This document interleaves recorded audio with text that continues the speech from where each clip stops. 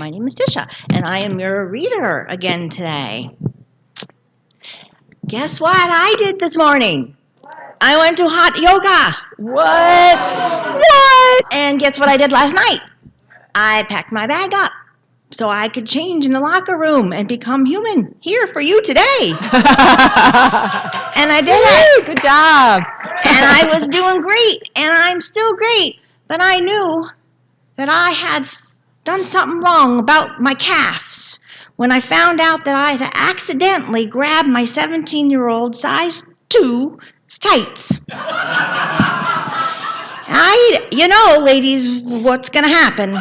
And you know the drill. Ladies and male ballerinas, how to get these things on. And you do it, and you're determined. And I was. And me and my new community in the ladies' locker room, we created a grand rising. And it happened. It just so happens to be our theme for January and 2024, a grand rising. And so now you have a visual to go along with. And I'm sure that it's a lovely one for you. Today our theme is a new life. A mystic, Joel Goldsmith, writes about the rise in consciousness that allows us to create a new life. He says, just as we must rise above the traditional material concept of God and prayer, so we must overcome the material concept of ourselves and identify ourselves with God. And Ernest Holmes describes the rise in consciousness that allows us to create a new life this way. He says, you belong to the universe in which you live. You are one with the creative genius of this vast array of ceaseless motion, this original flow of life. Your mind is an outlet through which the creative intelligence of the universe seeks fulfillment. So let's do something very creative with our power and our words, and we shall affirm together. Are we ready? My mind is an outlet through the creative genius of the universe is always conspiring for my highest and best. Thank you. And I'm going to introduce to you Reverend Dr. Kathleen Johnson. Here she comes.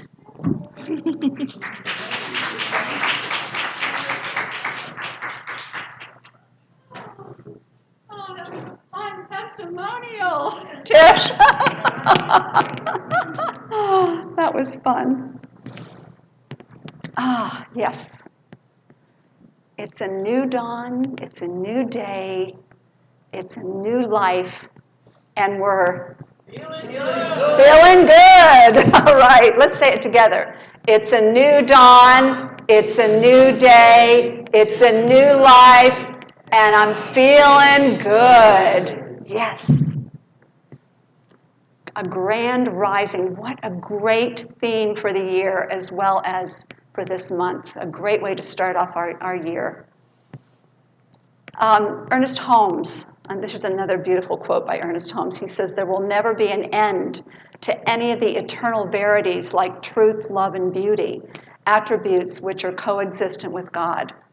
If we are wise, we shall cultivate a faith in these realities. Yeah? Yes. All right. So we can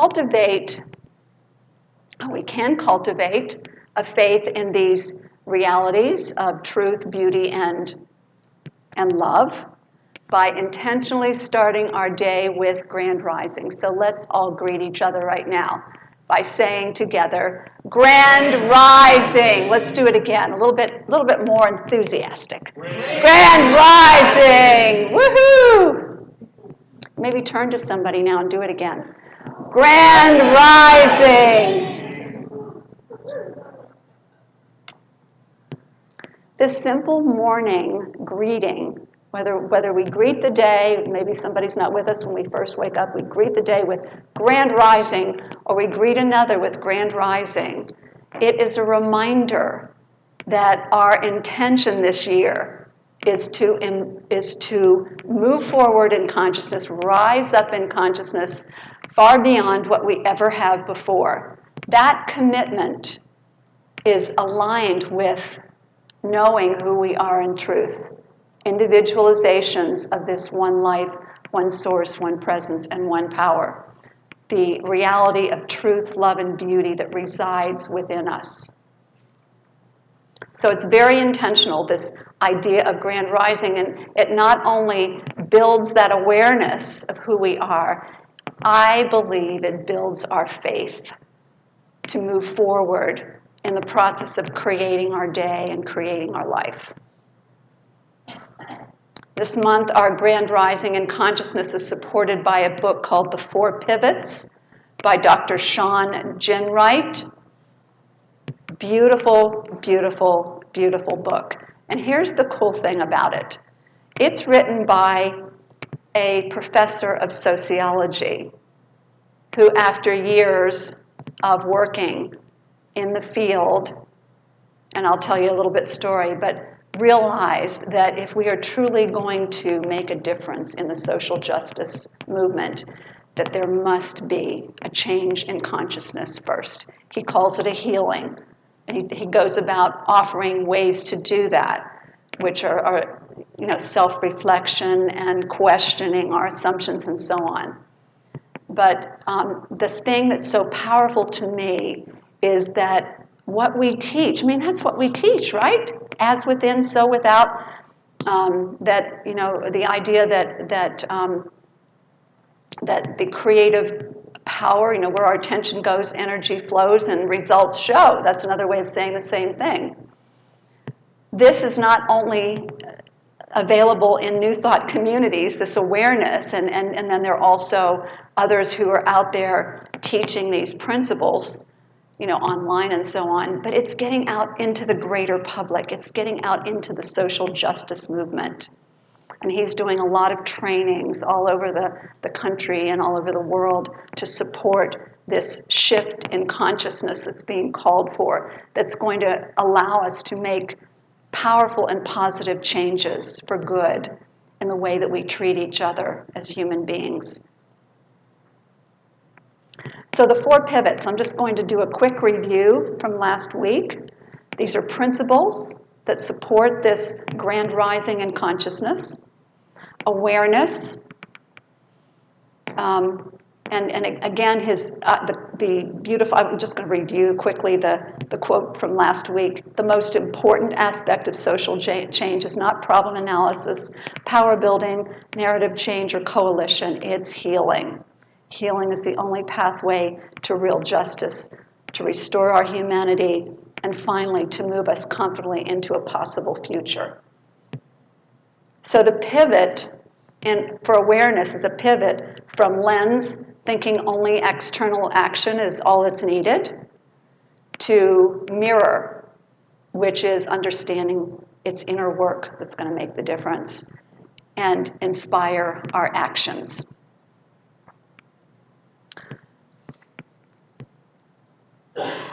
And the next pivot is connection.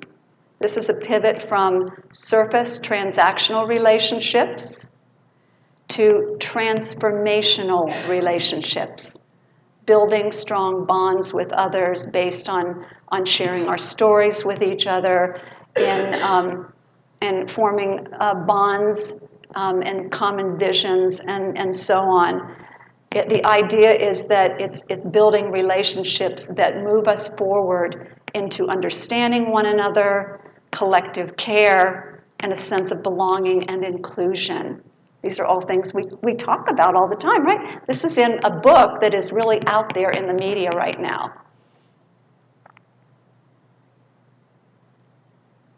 And what he says is this idea of connection is embodied in Martin Luther King's The Beloved Community, or was actually articulated by Martin Luther King. a grand rising of humanity is really truly about rising in love. And today we're going to be talking about vision, the shift from problem fixing, fixing things in the external world, to possibility creating. Possibility creating, I love that. So that's vision.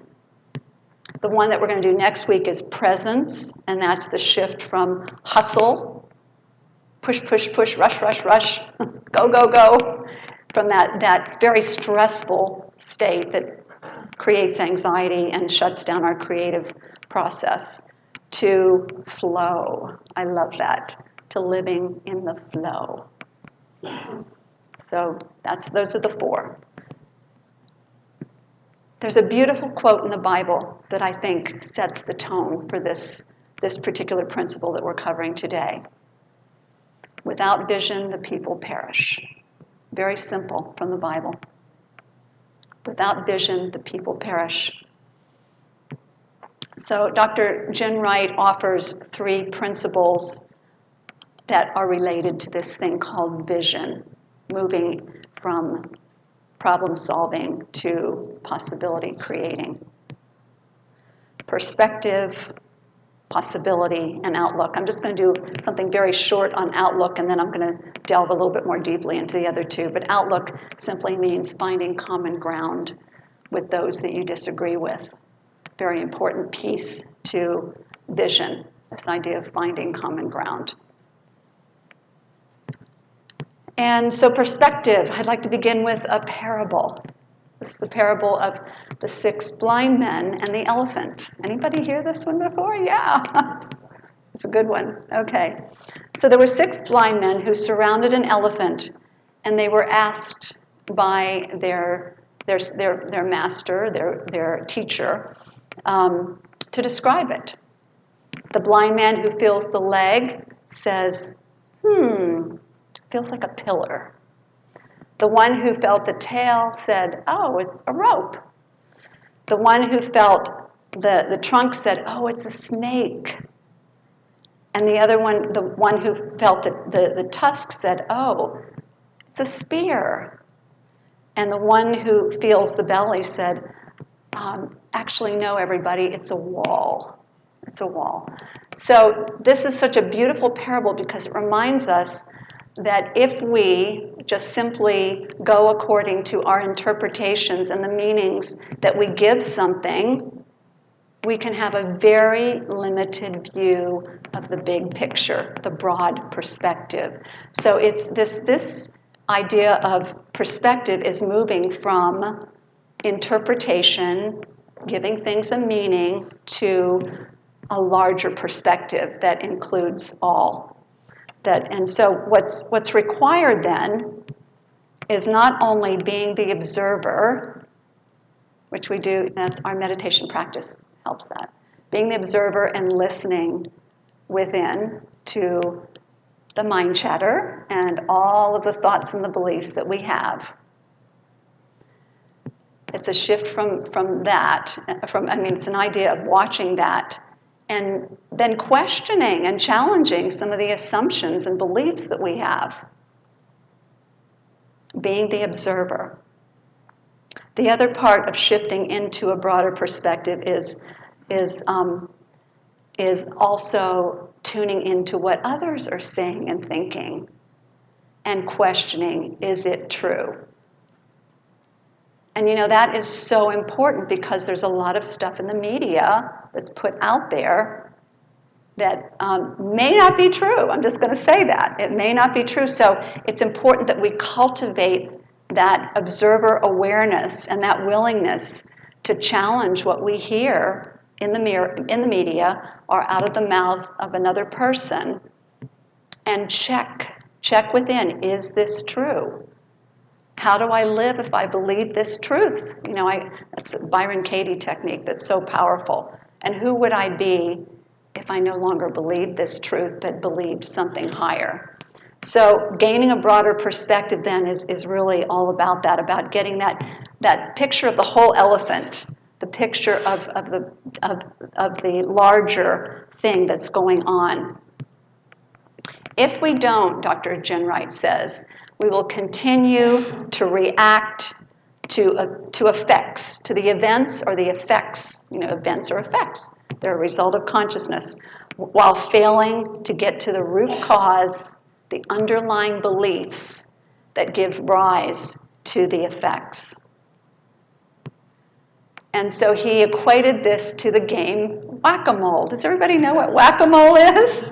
In other words, if we just keep trying to change the events, then and don't deal with the underlying beliefs, it's like you deal with one and another one pops up, and you deal with another one and another one pops up. And so then there's no ultimate change, real change, because there hasn't been a change of consciousness, that which underlies it all. He tells the story of Stephen, back in the days of the AIDS crisis. Stephen, the CEO of one of the largest AIDS organizations in the world, in the San Francisco area. And Stephen was becoming increasingly overwhelmed and exhausted by his daily routines at work of comforting AIDS patients. He dealt with people one-on-one, of attending funerals, several a week, and even some of his staff,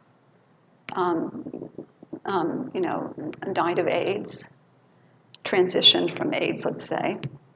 And also fundraising. And fundraising was really a challenge in those early days because there wasn't much public support. And so he then attended a meeting of 6 of the largest AIDS organizations. And they all had been experiencing the same thing, exhaustion and emotional overwhelm and frustration. And they realized they needed to take a different approach. They finally got it that they needed to sway public opinion about AIDS and the gay community. They needed to sway public opinion. So what did they do? They decided to work with the music industry in LA, with the movie industry in LA, and with the theater industry in New York, and create things in these various realms to help to build compassion, understanding, just a whole different perspective of what was going on and what life was like for those affected by AIDS. And it worked. It worked. And the funding started pouring in because what happened is the heart of the public was opened by having a greater connection to what was going on, a greater understanding, and it became the right thing to do to support all of the AIDS projects. So not only funding, but emotional support, medical support, and so on. Beautiful example of shifting from interpretation to perspective, broad perspective. The next one is possibility. So as a college professor of sociology, Dr. Jenright was, like so many at that time, totally immersed in problem analysis, focused on the problem, describing the problem in detail of the effect of attitudes of racism and sexism and homophobia on the students who were involved, who were being affected by it, let's put it, and truly we're all affected by it. But he was constantly showing, well, it's, the children aren't thriving in school because of, these attitudes. And so he laid everything out, all of the problem analysis, and in this one particular training that he was doing with public school teachers, after the training was almost done, one of the teachers raised her hand and she said, okay, we got the problem, we're understanding it, so what's the solution? And he didn't have an answer. He didn't have an answer because he was totally focused on the problem. And he knew that he needed a different approach. So his trainings after that point then included possibility creating.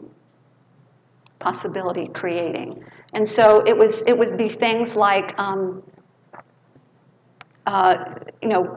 we have the spiritual practice called visioning. That's a great example of possibility creating. But he used different modalities like, okay, what is the language around problem, and what is the language around possibility creating? So when he asked people what they stood for, and most of these were young people in the social justice movement, leaders, they would say things like resist and fight and defend and struggle and confront. Do you feel the energy of those words? So he taught them to shift from those particular words to reimagine, discover, create, design, visualize, build. Do you feel the difference? Yeah, there's a big difference. So they would learn to stop each other when they move into like defend or fight or so on, and move and say, okay, what's another word? What's another word for possibility creating? So while perspective deals with looking at all angles of the underlying assumptions to gain a broader perspective, a transformation in consciousness, possibility, and I love this term, this is a new thought term, being a possibilitarian. Say this with me, I am a possibilitarian. I am a possibilitarian. So being a possibilitarian is using practices like he showed, and we use a practice called visioning. What is the highest idea of this project, this ministry, this spiritual community, my life, whatever the question is, and to go within and listen deeply in a state of contemplation and allow the answers to arise.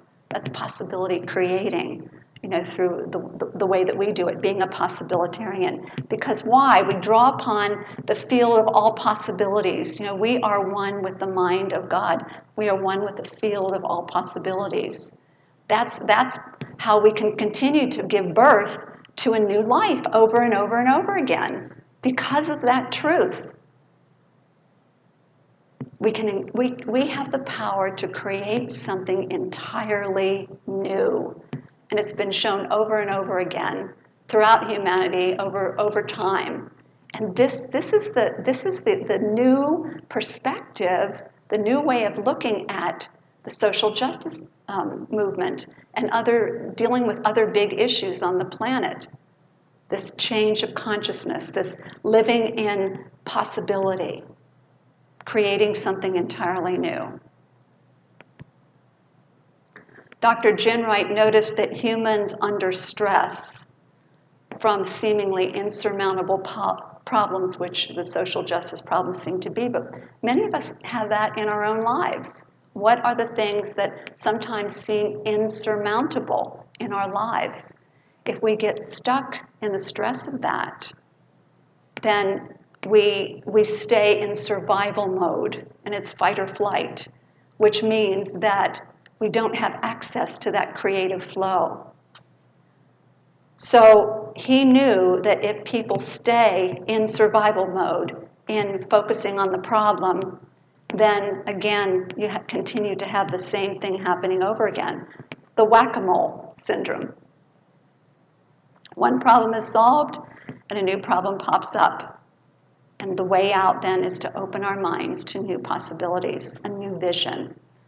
And it requires us to evolve in consciousness. When we do visioning process, it's not only what is the highest idea of this project, what does it look like, feel like, sound like, but it is, how must I grow? What must I release? What must I embrace, become, embody in order to be in alignment with the vision?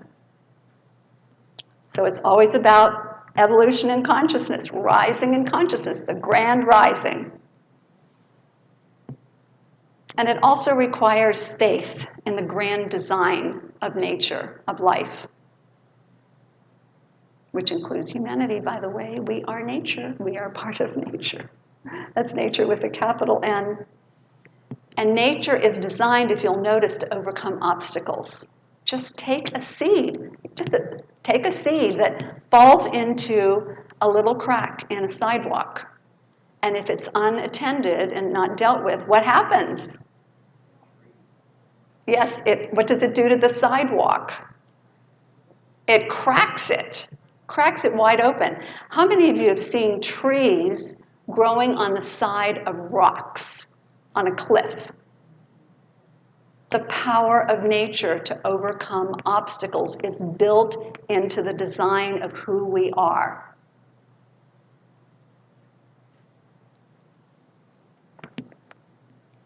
And so nature, God, is conspiring for our highest good. So the story of David and Goliath serves as an allegory for that, an allegory of the power of vision combined with faith for accomplishing the impossible, the seemingly impossible. So think about it. He was armed with a slingshot. He had this powerful vision of what his life would be like because he was promised by the king or the leader at that time that if anybody who kills the giant gets this, and this. So he had this beautiful vision for himself, and he had tremendous faith. So a vision plus faith, and he was able to overcome finally the obstacle. You know, the giant represented the obstacle as a result. Beautiful allegory for our lives, and all of these great stories, sacred stories, have this kind of a message for us. I love Dr. Gin Wright's vision, which is aligned, by the way, with Martin Luther King's vision. He describes it as the beloved community where all people are experiencing a sense of belonging, mutual caring, and inclusion. That's the vision that pulls him forward and come up with the trainings that he does to help shift consciousness. And also meaning taking more inspired actions.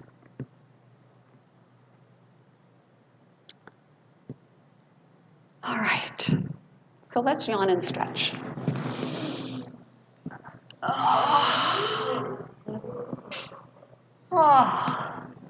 Turn within. And then ask yourself, what has this idea of grand rising meant for me? How has it transformed me in January so far? What is the transformation taking place by me coming to services, greeting people with grand rising, using these principles? And then I'd like you to find at least one or two others to share with. So you may do that now. Or three others. You know, you can just get into a little group. Up with the count of three. 1, 2, 3. Did everybody get a chance to share? I hope. I'm trusting you did.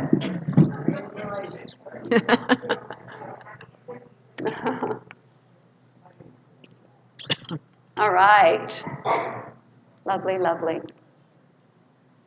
Oh, there's still a little sharing going on over here. Grand rising, my friends.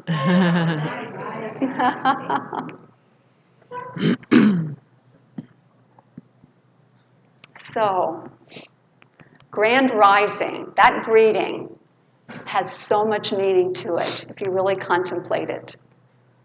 A grand rising into realizing that the source of all that exists is our source and it exists in the center of our being. The awareness that that source can transcend and is designed to transcend all obstacles.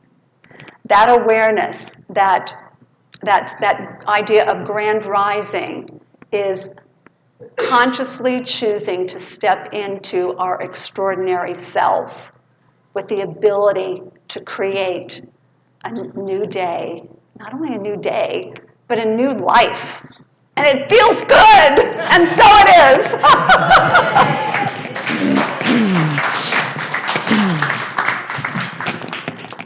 is.